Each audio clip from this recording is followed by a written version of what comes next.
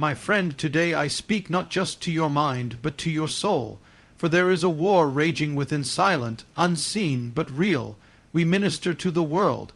We minister to our jobs, our families, even our ministries. But how many of us have learned the ancient secret, the secret of ministering to your own soul? Because if your soul is not well, everything else is a shadow. Let the Spirit awaken you now. In the beginning, there was no pulpit, no church building, no religious program. There was only the garden. And there man walked with God. There was no striving, no proving, no performing. Adam didn't have to earn the presence.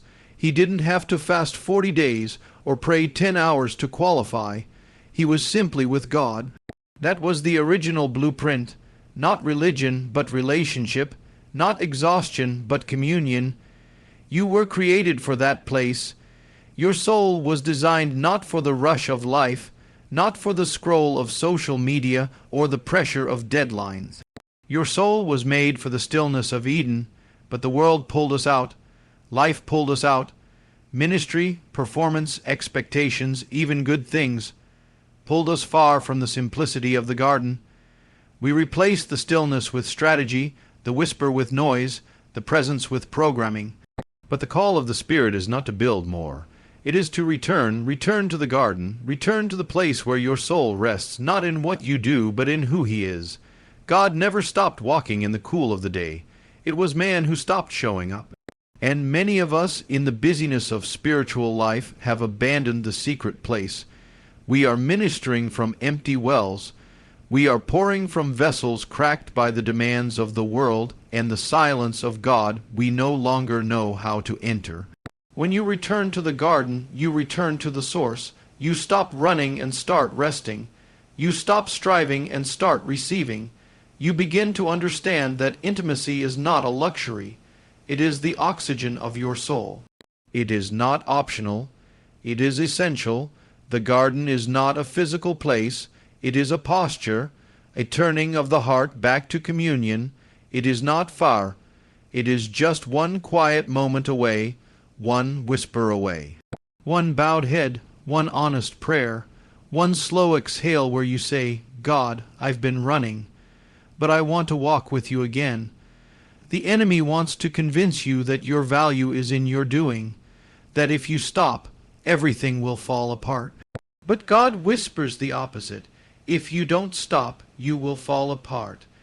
Ministering to your soul begins when you remember that your first ministry is not to people, not to platforms, not to programs, but to God. And you cannot minister to Him rightly until you allow Him to minister to you. So return to the garden where grace flows freely, where your tears are not wasted, where silence becomes sacred, where you stop talking long enough to hear Him call your name. Return to that original place where your identity wasn't in your gifting, your title, or your calling, but in the simple truth: you are His. When you find the garden again, you'll find your soul again. And when your soul is whole, everything you pour out will carry the fragrance of heaven. There is a hunger in every human soul, a hunger that nothing in this world can satisfy. It is the echo of Eden, the longing for what was lost, the craving for what is eternal. And yet, so many walk through life starving within, feeding their souls with the dust of the world. News cycles, scrolling distractions, fleeting affirmations, empty entertainment. But the soul cannot be nourished by noise. It needs something deeper. It needs bread from heaven. In the wilderness, when Israel had nothing, no crops, no markets, no backup plans, God sent manna. It was mysterious. It didn't come from the ground, but from above. It wasn't man made, it was God given. It came fresh every morning, enough for the day, but it had to be gathered. And if they didn't wake up to gather it, they went hungry. That is the picture of what your soul needs now, hidden manna, the Word of God, not just ink on paper, but breath and fire, not just theology, but life. You cannot live off yesterday's revelation. You cannot minister to your soul from second-hand sermons. You must gather the manna yourself. It is hidden, not because God is trying to keep it from you, but because He's drawing you to seek it. Because what is precious is never thrown on the surface. It's always beneath, waiting for the one who hungers enough to dig. Every morning, God lays a portion before you, not of information, but of intimacy, not just truth, but truth alive. And yet how often we sleep through the offering, how often we trade the bread of heaven for the crumbs of distraction. And then we wonder why our souls are dry, our hearts anxious, our minds cluttered. To eat the hidden manna is to open the Word not as an obligation, but as an encounter. It is to read until the ink becomes voice, to linger until the verse becomes vision, to listen until the silence begins to speak. Sometimes the Word is sweet, sometimes it is bitter, but always it is necessary. Your soul needs more than motivation. It needs Scripture that cuts and heals, promises that root you in the storm, truth that burns away the lies the world keeps whispering. You don't need more opinions. You need manna. You don't need more noise. You need nourishment.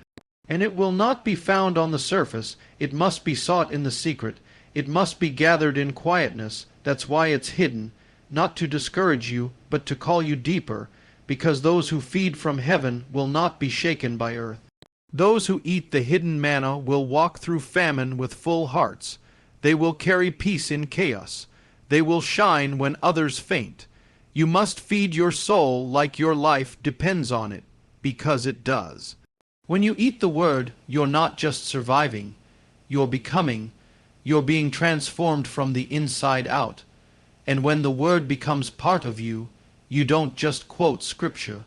You live it. You carry it. You embody it. So come to the table. The hidden manna waits, fresh for today, tailored for your need, heaven's provision for your soul. Don't leave it untouched. Don't go hungry while it falls at your doorstep. Gather it, eat it, let it become your daily bread. For only those who feed on the eternal can endure the temporary, and only those who eat from heaven can minister life on earth. There are times when silence becomes loud, when your own soul begins to echo back doubt, fear, weariness, and questions. Times when you feel dry on the inside, hollow in places you can't name, and it seems as if God is silent. In those moments, it's tempting to retreat, to go numb, to let the soul drift. But that's the very moment you must rise, not outwardly, but inwardly, and begin to speak. Because one of the deepest secrets of sustaining the soul is learning not just to listen to it, but to lead it. David understood this mystery. He was a king, a warrior, a worshipper, but he was also a soul speaker. Over and over in the Psalms he spoke directly to his soul. Why are you cast down, O my soul? Hope in God. He didn't wait for circumstances to improve. He didn't wait for someone to encourage him. He didn't even wait for his feelings to change. He took authority, not over his enemies, but over himself. He reminded his soul of the truth his heart had forgotten. And that is what you must do, because your soul, if left unchecked, will drift into dark waters. It will replay the pain, it will rehearse the fear, it will magnify the voice of the world.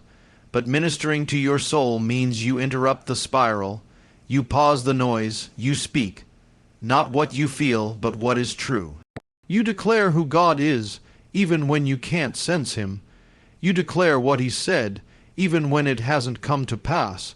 You declare hope in the face of heaviness, peace in the face of panic, joy in the valley of sorrow. You don't need to feel it first. Faith speaks before it sees. You don't need to have it all figured out. Faith starts with a whisper. This is not a technique. It is warfare. It is worship. When you speak to your soul, you are not performing, you are planting.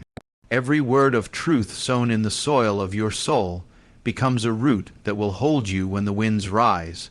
When you say, "Bless the Lord, O my soul," you are commanding your inner world to come into alignment with heaven. You are reminding yourself of who you are and whose you are. Sometimes you will need to speak through tears. Sometimes your voice will shake. That's okay. The strength is not in the volume, it's in the truth. Speak scripture, not sentiment. Speak praise, not panic. Speak like someone who knows that silence is the enemy's playground, but confession is heaven's weapon. You may not have a stage, but your soul is listening. You may not have an audience, but God is present. And when you speak His word over yourself, you create a sanctuary within you, a place where the storm may rage outside, but the peace of Christ rules inside. Do not wait for others to pour into you. Learn to pour into yourself through the power of God's word. Lay hands on your own heart, declare life, command peace, call forth strength. The same Spirit that raised Jesus from the dead is alive in you, not just to save you, but to sustain you. So speak. Speak to your soul when you rise. Speak when you're tired. Speak when you're tempted. Speak until the atmosphere within you shifts, until your soul remembers the promises, until praise begins to rise without prompting, until the heaviness breaks and joy flows again. This is the voice of a soul that knows its shepherd. This is the song of one who ministers from within. And when you learn to speak to your soul, you'll find that you no longer live from reaction, but from revelation. You'll walk not as one pushed by life, but as one led by the Spirit. Don't wait for the breakthrough to speak. Speak until the breakthrough comes. Beloved, the time is short, the world is loud, but the Spirit still whispers. Your soul matters to God. Minister to it. Not just once, but daily. Return to the garden. Eat the hidden manna. Speak to your soul. For when your soul is strong, you will stand when others fall. You will shine when the darkness grows deeper. And you will minister to others not from your lack, but from your overflow. The secret of ministering to your soul. It is not hidden from you. It is hidden for you, waiting to be found. Now rise, child of God, and minister first to your soul.